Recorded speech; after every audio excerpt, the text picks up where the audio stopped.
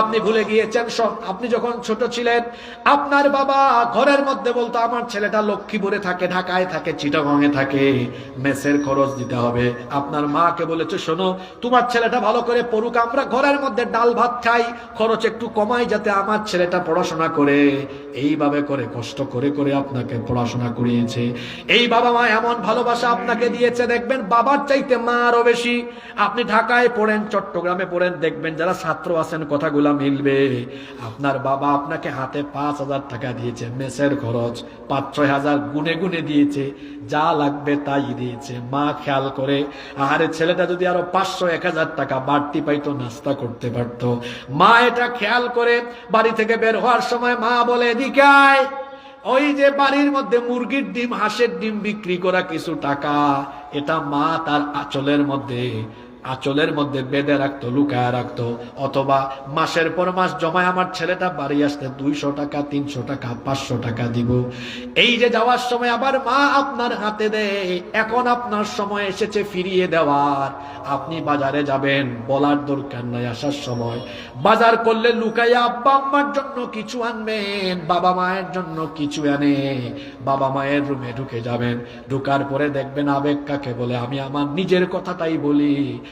এজন্য আল্লাহর নবী বলেছেন আলা উহাদ্দিসুকুম বিআকবারিল কাবাইর, আমি কি তোমাদেরকে বড় বড় কবিরা গুনাহ সম্পর্কে সচেতন করব না? সাহাবীরা বললেন বালা ইয়া রাসূলুল্লাহ, আমরা বলি সাল্লাল্লাহু আলাইহি ওয়াসাল্লাম অবশ্যই আপনি আমাদেরকে সচেতন করেন। আল্লাহর নবী বললেন সবচেয়ে বড় কবিরা গুনাহ হলো আকবারুল কাবাইরি আশ-শিরকু বিল্লাহ, সবচেয়ে বড় কবিরা গুনাহ হলো আল্লাহর সাথে শিরক করা। আর আল্লাহর সাথে শিরকের পরে সবচাইতে জঘন্য কবিরা গুনাহ হলো উকুকুল ওয়ালিদাইন, পিতামাতার অবাধ্য হওয়া, পিতামাতাকে কষ্ট দেওয়া। এটা জঘন্য কবিরা গুনাহ এবং এই গুনার শাস্তি, চূড়ান্ত শাস্তি মরার পরে বিনা হিসাবে। জোরে বলেন বিনা হিসাবে। আমাদের তো আজকে মরার পরের বাকি ওয়াজ নাই, সব নগদ। নগদে কি? যারা পিতামাতাকে খাওয়ায় না, যারা পিতামাতাকে দেখাশোনা করে না, পিতামাতার সাথে বেয়াদবি করে, এরা ভিক্ষুকের জীবন পাবে, লানতের জীবন পাবে, বেজ্জতির জীবন পাবে, অভাব অনটনে দুর্ভিক্ষে তার জীবন শেষ হবে, অশান্তির জীবন পাবে, তার ঘরে কোনো বরকত থাকবে না। সুখ শান্তি কেড়ে নেবেন কে? আল্লাহ দেখাইছে অনেক, বয়স কম, কিন্তু আপনাদের সামনে যেহেতু আল্লাহ কথা বলাবেন, এজন্য আল্লাহ তাআলা নিজের ইচ্ছায় হয়তো আমাদেরকে এগুলো দেখিয়েছেন। বহু সন্তান দেখেছি আব্বা আম্মাকে আঘাত করেছে, ভিক্ষা করে খায়, ভিক্ষা করে খায়, খাইতেও পারে না। খবরদার, আব্বা আম্মাকে আঘাত করলে আপনার জীবন বরবাদ, বাকি শাস্তি তো বাকি নগদে পাবেন, নগদ। আর দুনিয়ায় যদি বরকত চান, হায়াতে রিজিকে বরকত চান, সম্মান চান, আব্বা আম্মার খেদমত করেন। এটা আমার কথা নয়, আল্লাহ রাসূল বলেছেন মান সাররাহু আইয়ুবসাতা লাহু ফি রিজকিহি, মান সাররাহু আইয়ুবসাতা লাহু ফি রিজকিহি আও ইউনসালাহু ফি আথারিহি ফালইয়াসিল রাহিম, ফালইয়াসিল রাহিমা। আযামুর রাহিমি আল ওয়ালিদান, আকরাবুর রাহিমি আল ওয়ালিদান। আল্লাহ নবী বলেছেন যদি কোনো ব্যক্তি তার রিজিকের মধ্যে, হায়াতের মধ্যে বরকত চায়, তার উচিত তার পিতামাতার খেদমত করা। পিতামাতার খেদমত করলে রিজিকে, হায়াতে যিনি বরকত বাড়িয়ে দিবেন তিনি কে? এই যে জেনজি যারা মিসকিন আছে, এখনো বিয়ে করে নাই, তোমরা তো ওই জগতে প্রবেশ করো নাই, জানো না। যারা বিবাহিত তারা একটু বলেন তো দেখি, যাদের ঘরে ছোট বাচ্চা আছে 6 মাস, 8 মাস, 1, 2, 3 বছর, রাতের বেলা আপনার বাচ্চা যখন কান্না করে, তখন কি আপনি ঘুম থেকে উঠে আপনার বাচ্চাকে আদর করে ঘুম পাড়ান না? তা আপনি যে আপনার বাচ্চাটাকে ঘুম পাড়ান, আপনার কি মনে পড়ে না আমার বাবা আমার মা এইভাবে করে আমাকেও ছোটবেলা ঘুম পাড়াতো? আজকে আপনার বাবার বয়স 70 বছর, 75 বয়স, মায়ের বয়স 55 বছর, 60 বছর। আব্বা আম্মা দুইজনই বিভিন্ন সমস্যার কারণে রাতের বেলা শান্তিতে ঘুমাতে পারে না। বাত হয়েছে, পায়ে বাতের ব্যথা, মেরুদণ্ডে ব্যথা, পিঠে ব্যথা, হাতে ব্যথা। কোনোদিন কি আব্বার রুমে আম্মার রুমে গিয়ে বলেছেন নাকি আব্বা আমি আপনাকে ঘুম পাড়াবো, আপনার মাথাটা টিপে দেই, পা টিপে দেই, হাত টিপে দেই, পিঠ টিপে দেই, আপনি ঘুমান। বলে দেখবেন বাবা বলবে লাগবে না, তুমি চলে যাও, কিন্তু জোর করে আপনি থাকবেন। বলবেন আব্বা আমি তো ছোট ছিলাম মনে নাই, কিন্তু আমি বুঝি আমি যখন ছোট ছিলাম আমাকে ঘুম না পাড়ায় তো আপনি ঘুমান নাই। সুতরাং আপনি বয়স্ক মানুষ, আমি আপনাকে ঘুম পাড়াবো, তারপরে ঘুমাবো। ও আমার জেনজি যুবক তরুণ ছাত্র ভাইয়েরা, আমি আমার ভাইদেরকে বলছি, প্রত্যেক রাতে বাবার রুমে মায়ের রুমে গিয়ে মাথাটা টিপে দিয়ে দিয়ে বাবা মাকে ঘুম পাড়ায়েন। দেখবেন ঘুমানোর সময় শান্তি নিয়ে ঘুমাবে, আর বলবে আল্লাহ আমার ছেলেটা আমাকে শান্তির ঘুম পাড়িয়েছে, তুমিও আমার ছেলেটাকে দুনিয়া আখিরাতে শান্তি করে দাও। খালি সুবহানাল্লাহ কইলে চলবে না, আজকে থেকে আমল শুরু করবে। বাবা মায়ের দোয়া ছাড়া বড় হওয়া যায় না। আজ আমার নিজের বাবার কথা মনে পড়লো। আমার বাবাকে হারিয়েছি আমি 2012 সালে। আমার এখনো মনে আছে, আমি স্কুলে পড়তাম, আমার বাবা আমাকে স্কুল থেকে মাদ্রাসায় এনেছেন। স্বপ্ন ছিল আমার ছেলে আলেম হবে। আমি আমার বাবাকে রাতের বেলা পা টিপে, হাত টিপে, মাথা টিপে ঘুম পাড়াতাম। এখনো কানে কথাগুলো বাজে।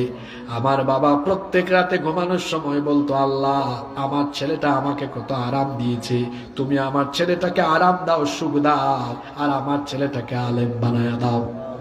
বাবা মার খেদমত করবেন। আজ তো আমার বাবা নাই, কিন্তু এখনো আমি আমার যুবক ভাইদেরকে উদ্বুদ্ধ করার জন্য বলছি, এখনো আমি আমার মাকে কাছে পেলে আমার মাকে আমি আগে ঘুম পাড়াই, তারপরে আমি ঘুমাতে যাই। আব্বা আম্মার এইভাবে খেদমত করতে হয়। যখন খেতে বসবেন, আপনার তো মনে নাই ছোটবেলা আপনাকে মুরগির রান আপনার বাবা মা আপনাকে খাওয়াইছে, কলিজাটা আপনাকে খাইয়েছে, মাছের সবচেয়ে ভালো অংশটা আপনাকে খাওয়াইছে। উনি সুযোগ পাইলে খাইছে, না পাইলে খায় নাই। দামি দামি খাবার খাওয়াইয়া, দামি দামি পোশাক দিয়ে আব্বা আম্মাকে খুশি করতে পারবেন না, বরং সুন্দর পরিবেশন এবং আন্তরিকতা ভালোবাসা দিয়ে আব্বা আম্মার মন জয় করা যায়। এমন বহু সন্তান আছে ঢাকায় থাকে, আব্বা আম্মাকে লক্ষ্মীপুর ফেলে রেখেছে, দামি দামি পোশাক দেয়, দামি দামি খাবার দেয়, তাও আব্বা আম্মা মন ভরে না। মন ভরাতে পারবেন না, লক্ষ্মীপুরে মাঝে মাঝে আসেন, মাসে কয়েকদিন আসেন, আসার পরে পাশে বসে আব্বা আম্মাকে গোশতের টুকরা, মাংসের টুকরা দেন, পারলে মুখে তুলে খাওয়ান, আর বলেন আব্বা এই টুকরা আপনি খান, এটা আপনি খান, আমি খাওয়ায় দেই। সুন্দর পরিবেশন করেন, দেখবেন আপনার মা বাবার দিল খুশি হয়ে যাবে। আপনি ভুলে গিয়েছেন সব, আপনি যখন ছোট ছিলেন আপনার বাবা ঘরের মধ্যে বলতো আমার ছেলেটা লক্ষ্মীপুরে থাকে, ঢাকায় থাকে, চিটাগংয়ে থাকে, মেসের খরচ দিতে হবে। আপনার মাকে বলেছে শোনো তোমার ছেলেটা ভালো করে পড়ুক, আমরা ঘরের মধ্যে ডাল ভাত খাই, খরচ একটু কমাই যাতে আমার ছেলেটা পড়াশোনা করে। এইভাবে করে কষ্ট করে করে আপনাকে পড়াশোনা করিয়েছে। এই বাবা মা এমন ভালোবাসা আপনাকে দিয়েছে, দেখবেন বাবার চাইতে মা আরো বেশি। আপনি ঢাকায় পড়েন, চট্টগ্রামে পড়েন, দেখবেন যারা ছাত্র আছেন কথাগুলা মিলবে। আপনার বাবা আপনাকে হাতে 5,000 টাকা দিয়েছে, মেসের খরচ 5-6 হাজার গুনে গুনে দিয়েছে, যা লাগবে তাই দিয়েছে। মা খেয়াল করে আরে ছেলেটা যদি আরো 500-1,000 টাকা বাড়তি পাইতো নাস্তা করতে পারতো। মা এটা খেয়াল করে বাড়ি থেকে বের হওয়ার সময় মা বলে এদিকে আয়, ওই যে বাড়ির মধ্যে মুরগির ডিম, হাঁসের ডিম বিক্রি করা কিছু টাকা, এটা মা তার আঁচলের মধ্যে বেঁধে রাখতো, লুকায় রাখতো। অথবা মাসের পর মাস জমায় আমার ছেলেটা বাড়ি আসতে 200 টাকা, 300 টাকা, 500 টাকা দিব। এই যে যাওয়ার সময় আবার মা আপনার হাতে দেয়। এখন আপনার সময় এসেছে ফিরিয়ে দেওয়ার। আপনি বাজারে যাবেন, বলার দরকার নাই, আসার সময় বাজার করলে লুকাইয়া আব্বা আম্মার জন্য কিছু আনবেন, বাবা মায়ের জন্য কিছু আনে। বাবা মায়ের রুমে ঢুকে যাবেন, ঢুকার পরে দেখবেন আবেগ কাকে বলে। আমি আমার নিজের কথাটাই বলি, আমি যখনই বাড়ি যাই আমার আম্মার জন্য আলাদা একটা ব্যাগ লুকায়া নিয়ে যাই। সবাই ঘুমানোর পরে সেই ব্যাগটা নিয়ে যখন রুমে ঢুকি, তারপরে যখন আমি নিজের মুখে নিজের হাতে খাওয়াই দিই, দেখি চক্ষু থেকে পানি ঝরে। এই যে দোয়াটা, এই দোয়া আপনি কোটি কোটি টাকা দিয়ে পাবেন। এই জন্য আপনি বাজার থেকে যাবেন, কমলা নেন, এখন কমলার সিজন, আনার নেন। এরপরে রাতের বেলা ঢুকেন, বলবেন আব্বা আমি আপনারে খাওয়ায় দিই, আম্মা আমি আপনারে খাওয়ায় দিই। ছোটবেলায় তো আপনি লুকাই লুকাই আমাকে অনেক কিছু খাওয়াইছেন, একটু খাওয়ায় দেখেন, দেখবেন আপনার আব্বা আম্মার চক্ষু থেকে পানি ছাড়বে। আর মনে মনে যখন আপনার উপর সন্তুষ্টি প্রকাশ করে মুখের মধ্যে যখন পরে একটা মুচকি হাসি মারবে, আল্লাহর কসম আল্লাহর আরশ আপনার উপর খুশি হয়ে যাবে। আপনার জন্য সবচেয়ে বড় পীর আপনার আব্বা, সবচেয়ে বড় পীর আপনার মা। বাবা মার দোয়া বিনা বাধায় কবুল করেন কে? যার আব্বা আম্মা আছে তার দোয়া নেওয়ার এখনো সময় আছে, সুযোগও আছে। বেশি বেশি আব্বা আম্মার দোয়া নিবেন। আব্বা আম্মার খেদমত যারা করেন এরা ব্যাকুল, এদের জীবন শেষ হয়ে যাবে, এদের জীবন ধ্বংস হবে। এরা লানতের, জিল্লতির, বেজ্জতির, অভাব অনটনের, দুর্ভিক্ষের, অশান্তির জীবন দুনিয়াতে পাবে, কথা আমার নয়। পিতামাতাকে কষ্ট দিলে শাস্তি বাকি না নগদ?